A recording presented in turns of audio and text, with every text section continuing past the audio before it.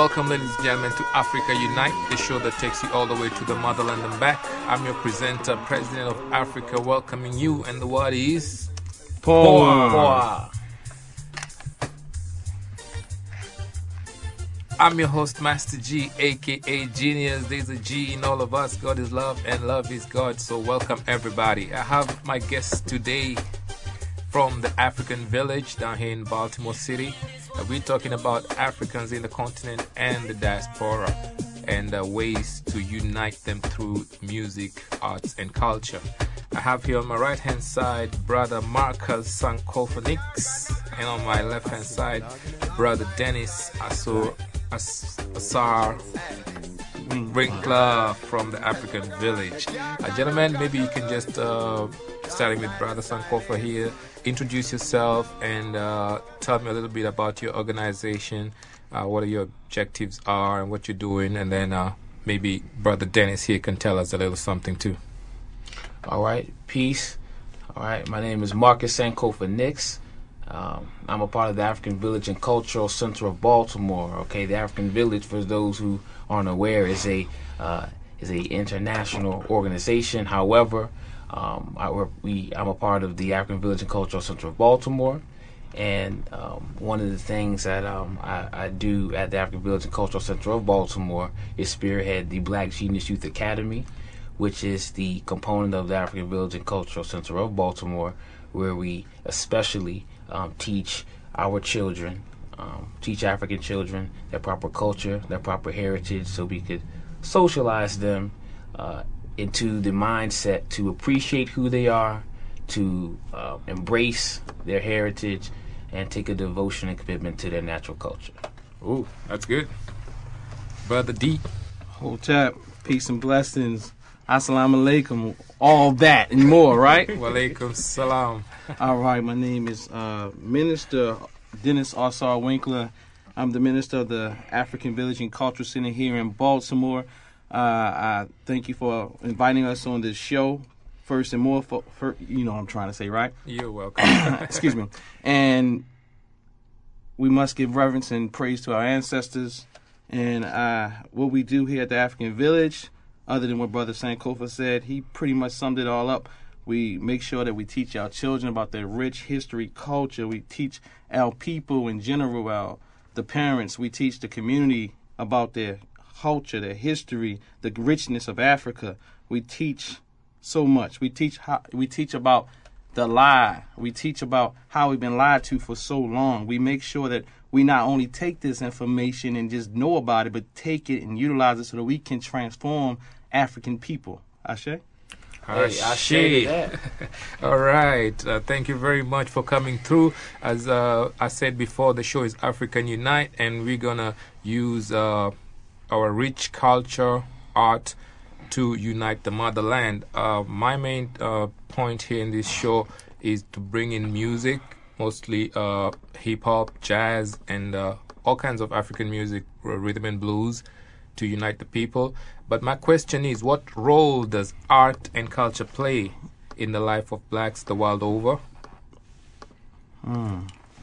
Brother, this is Minister Ausar, and I'm going to just go ahead and start off with that because this brother next to you, Brother Sankofa, he's a genius in that. That is his area. Oh, okay. So I wouldn't want to come behind him. You got what I'm saying? Okay. So I would say that the art and culture, has to do with everything that's African. We it's all a part of one whole. It's art and culture is part of our life. It's part of the our expression, creativity, our connection with the Creator. And, and with that being said, it's nothing more than I can say that connection with the Creator and with our people. There's that ethos that we feel across the continent of Africa and across the diaspora. That is one thing that connects us because we still have the same arts and culture no matter what you say. And I'll say this. One thing I know that a lot of times when you go across and you tell black people that they are all one people, they say, oh no, I'm Jamaican. Oh, I'm from Nigeria. I had a brother told me, oh, I'm from Liberia. Oh, you're not African. But I went to a brother of mine's from Liberia.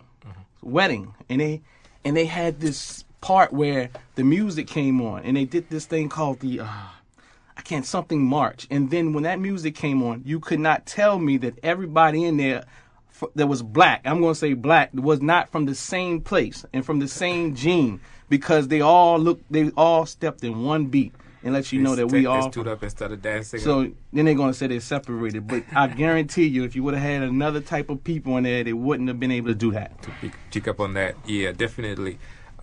Each and every sound of the drum you hear is an African. It's an African beat. Maybe Brother Sankofa, to add to that question, what role does music play?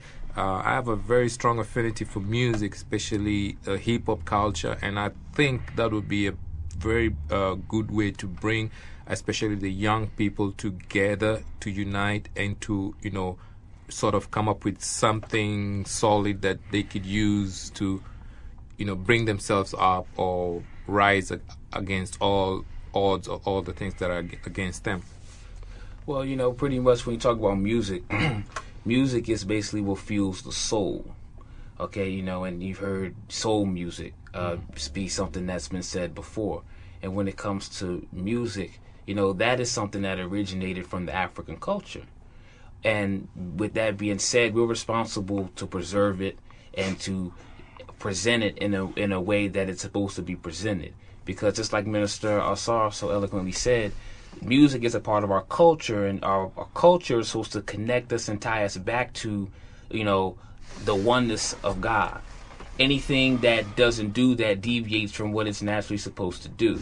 And so what happens is, with the media infiltrating and, with the whole capitalistic, mindset infiltrating something that was originally supposed to be pure, to unite us, bring us together, to, relay messages to us, to help us connect with the past, that's been distorted. Okay, and so, when you talk about hip-hop, for example, nowadays there's so many images and symbols that are being downloaded into the minds of young people. And nowadays it's funny because so many young people have an iPod or iPad or something, yeah, and they're being hypnotized, and they don't even realize it because there's so much negativity in the music, whether it's the radio or whether it's television. Now we know that all music is not negative. Hip hop, for example, was something that was a movement that was, the modern form was birthed in the early 70s, although the elements, was here since the beginning of time. But, it's one of those things where it was trying to relay a positive message of empowerment, social and political awareness. And so what's happened is, though, now, a lot of young people listen to music, and it's kind of like repetitious with the same concepts. You talk about violence, hate, murder, disrespect for the women, all those types of things. And so the music that is supposed to be something that to fuel the positive development of our people, or just people in general, it's kind of like that is off the radar. You have to dig deeper to find it.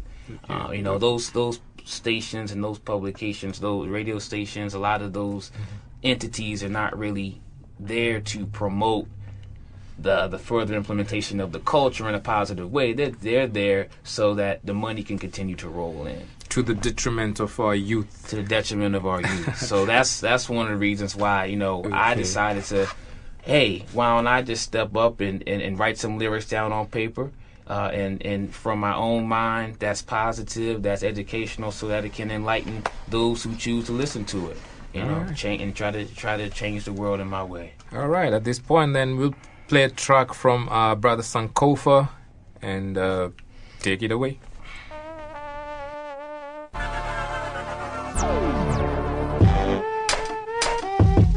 Yeah, Sankofa. You know how I do. The black revolution, the black revolution. So many of our ancestors died in the revolution. The black revolution, the black revolution. Men were castrated, black women cried in the revolution. The black revolution, the black revolution. All we have to do is free our minds in the revolution. The black revolution, the black revolution. I got knowledge, you got knowledge to start doing. The black revolution, the black revolution. So many of our ancestors died in the revolution. The black revolution, the black revolution. Men were castrated, black women cried in the revolution. The black revolution, the black revolution. All we have to do is free our minds in the revolution. The black revolution, the black revolution. I got knowledge, you got knowledge to start doing. Martin had a dream, Huey P was loading his gun. Harriet had a rifle so the slaves wouldn't run. Seems like Fred Hampton was the bravest one. The elders don't be feeling Tupac that much. Pac unified the black gangs and the prisons up. Willie Lynch just stole our land and raped our kids. Man, ain't it foul? That's what type of life they live. Talking about Europeans, thin lips with pale faces. The last to come of these so-called races. Now we go against our indigenous nature. Suicide, homicide, socialized, hypnotized. Man, I'm tired of our people just being victimized. No other race could ever walk in our shoes. Why? They gotta wear Timbs of a bigger size. I hope my energy and love reach the rest of you. To the black geniuses, teach your vegetables. Drink water, listen to your mother and father, and you'll be living happily ever after. It's cool if you give me a little laughter. Just don't forget to read and study your chapters. The black revolution, the black revolution. So many of our ancestors died in the revolution. The black revolution, the black revolution. Men were castrated, black women cried in the revolution. The black revolution, the black revolution. All we have to do is free our minds in the revolution. The black revolution, the black revolution. I got knowledge, you got knowledge to start doing. Never forget where you come from. And pay homage to the ancestors that paved the way for you to get here. Alright? Study up. And it's just like that. It's all love. Signing off. Peace. Coming back to the question of what role does music play, I got another question here for Brother Ausar, and it's also about what role does religion play. I know he got something to say about that, but before he answers that question, I'd like to go back to the use of art, culture, and religion. Specifically, how can we use that to unite Africans the world over, seeing like the black community is being decimated by a lot of different things, and these are things that I think that can unite us, but being like forces that are against us are much stronger than that. I think if we use our art, our culture, our religion, I like to say religion or spirituality, to unite our people and bring them together and come up with something solid that can move us forward. I mean, how can we do that? Can we like point to a specific thing that we can do? Brother, sir. All right, you said art, history. Yeah, art, culture, and spirituality. Right, art, culture, spirituality. Yeah, and we live to the music to Brother Sankofa. Right, That's right, part right. of the whole matrix. Right. Well, if we look at it now, we can. It's evident that what's going on, well, it may not be evident to everyone, but it's evident to me and anybody whose third eye is open that there's definitely something going on that's not going on right. There's something not right with what we're doing right now. As Brother Sankofa said earlier, that the music is being misused. The art, the culture is being misused. Is being perverted. A lot of times what the mainstream or the powers that be have done is take our culture and use it against us. Exactly. They've taken the art and used it against us. They've actually taken their art. In many ways, they've made us become slaves to it. They've made us worship their gods. They made us worship their ancestors. They've taken our ancestors out of the picture. Yeah. So with saying all that, what I'm getting at is we have to recreate our own art. We have to embrace our own art. We need to stop looking at other people's art, because that art is not for us. That is to build what they